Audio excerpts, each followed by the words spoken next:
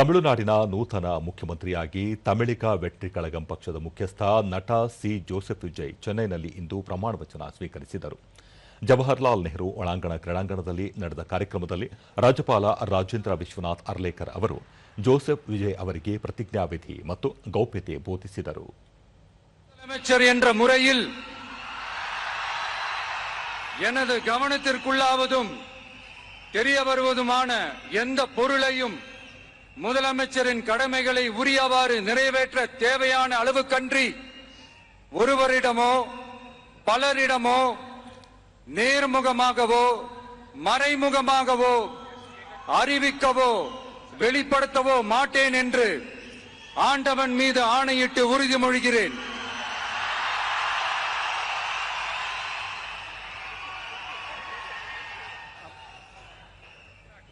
என் ஆனந்த் என்னும் நான் சட்டப்படி ಮುಖ್ಯಮಂತ್ರಿಯವರೊಂದಿಗೆ N Anand, KG Arunraj, KA Sengottaiyan, Aadhav Arjun, CTR Nirmal Kumar, A Raj Mohan, KT Prabhu ಮತ್ತು ಎಸ್ ಕೀರ್ತನ ಸಚಿವರಾಗಿ ಪ್ರಮಾಣ ವಚನ ಸ್ವೀಕರಿಸಿದರು.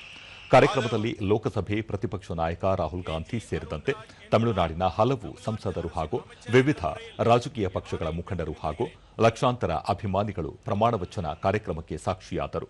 234 ಸದಸ್ಯ ಬಲದ ತಮಿಳುನಾಡು ವಿಧಾನಸಭೆಯಲ್ಲಿ 108 ಸ್ಥಾನಗಳಲ್ಲಿ ಗೆದ್ದಿರುವ ಟಿವಿಕೆ ಅತಿದೊಡ್ಡ ಪಕ್ಷವಾಗಿ ಹೊರಹೊಮ್ಮಿತ್ತು.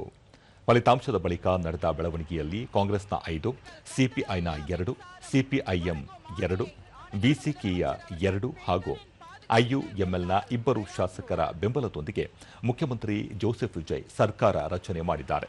ಇದೇ ತಿಂಗಳ 13ರಂದು ನೂತನ ಮುಖ್ಯಮಂತ್ರಿ ವಿಧಾನಸಭೆಯಲ್ಲಿ ವಿಶ್ವಾಸಮತ ಯಾಚಿಸಲಿದ್ದಾರೆ. எதுவுமே இல்ல. என்னோட கழக தோழர்களுக்கும் கழக நிர்வாகிகளுக்கும் ಪ್ರಮಾಣ ವಚನ ಕಾರ್ಯಕ್ರಮದ ಬಳಿಕ ಸಾರ್ವಜನಿಕರನ್ನು ಉದ್ದೇಶಿಸಿ ಮುಖ್ಯಮಂತ್ರಿ ಜೋಸೆಫ್ ವಿಜಯ್ ಇದು ತಮ್ಮ ಗೆಲುವಲ್ಲ, ಜನತೆಯ ಗೆಲುವು. ಚುನಾವಣೆಯ ಸಂದರ್ಭದಲ್ಲಿ ನೀಡಲಾಗಿರುವ ಎಲ್ಲಾ ಭರವಸೆಗಳನ್ನು ಈಡೇರಿಸಲಾಗುವುದು ಎಂದರು. ಅಲ್ಲದೆ ಹಿಂದಿನ ಡಿಎಂಕೆ ಸರ್ಕಾರ ಮಾಡಿರುವ 10 ಲಕ್ಷ ಕೋಟಿ ರೂಪಾಯಿಗಳ ಸಾಲದ ಬಗ್ಗೆಯೂ ಪ್ರಸ್ತಾಪಿಸಿದ ಅವರು ಸಂದಿಗ್ಧ ಸಂದರ್ಭದಲ್ಲಿ ತಾವು ಮುಖ್ಯಮಂತ್ರಿಯಾಗಿದ್ದು ರಾಜ್ಯವನ್ನು ಅಭಿವೃದ್ಧಿಯ ಪಥದತ್ತ ಒಯ್ಯುವುದು ತಮ್ಮ ಪ್ರಮುಖ ಜವಾಬ್ದಾರಿಯಾಗಿದೆ ಎಂದು ಹೇಳಿದರು. Of a real secular social justice starts now.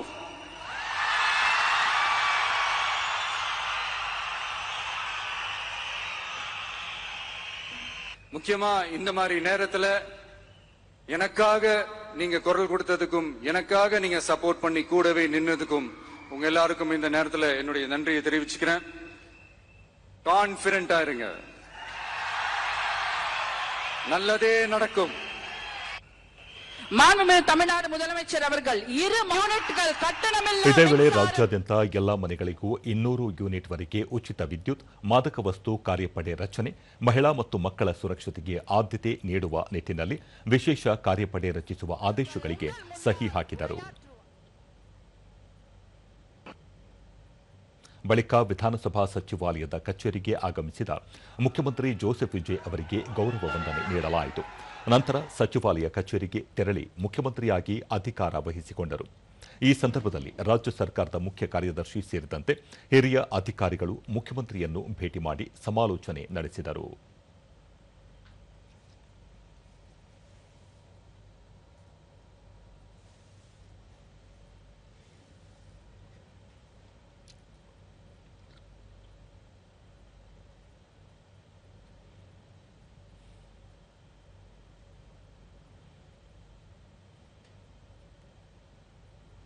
ಎರಡು ಕ್ಷೇತ್ರಗಳಲ್ಲಿ ಸ್ಪರ್ಧಿಸಿ ಜಯಗಳಿಸಿದ್ದ ಮುಖ್ಯಮಂತ್ರಿ ಜೋಸೆಫ್ ವಿಜಯ್ ಪೆರಂಬೂರು ಕ್ಷೇತ್ರವನ್ನು ಉಳಿಸಿಕೊಂಡು ತಿರುಚನಾಪಲ್ಲಿ ಪೂರ್ವ ಕ್ಷೇತ್ರಕ್ಕೆ ರಾಜೀನಾಮೆ ನೀಡಿದ್ದಾರೆ. ಸಚಿವರಾದ ಕೆ ಸೆಂಗೊಟ್ಟಾಯನ್ ಮತ್ತು ವೆಂಕಟರಾಮನ್ ಅವರು ವಿಧಾನಸಭಾ ಕಾರ್ಯದರ್ಶಿ ಡಾ ಕೆ ಶ್ರೀನಿವಾಸನ್ ಅವರನ್ನು ಭೇಟಿ ಮಾಡಿ ರಾಜೀನಾಮೆ ಪತ್ರ ನೀಡಿದ್ದಾರೆ.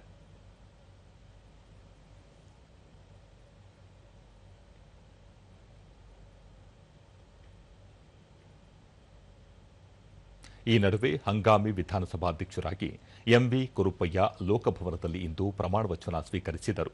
ರಾಜ್ಯಪಾಲ ರಾಜೇಂದ್ರ ವಿಶ್ವನಾಥ್ ಅರ್ಲೇಕರ್ ಅವರು ಹಂಗಾಮಿ ಸಭಾಧ್ಯಕ್ಷರಿಗೆ ಪ್ರತಿಜ್ಞಾವಿಧಿ ಬೋಧಿಸಿದರು. ಈ ವೇಳೆ ಮುಖ್ಯಮಂತ್ರಿ ಜೋಸೆಫ್ ವಿಜಯ್, ರಾಜ್ಯ ಸರ್ಕಾರದ ಮುಖ್ಯ ಕಾರ್ಯದರ್ಶಿ ಸೇರಿದಂತೆ ಹಿರಿಯ ಅಧಿಕಾರಿಗಳು ಉಪಸ್ಥಿತರಿದ್ದರು. ನಾಳೆ ಬೆಳಗ್ಗೆ ತಮಿಳುನಾಡು ವಿಧಾನಸಭಾ ಅಧಿವೇಶನ ಕರೆಯಲಾಗಿದ್ದು ನೂತನ ಶಾಸಕರು ಪ್ರಮಾಣ ವಚನ ಸ್ವೀಕರಿಸಲಿದ್ದಾರೆ.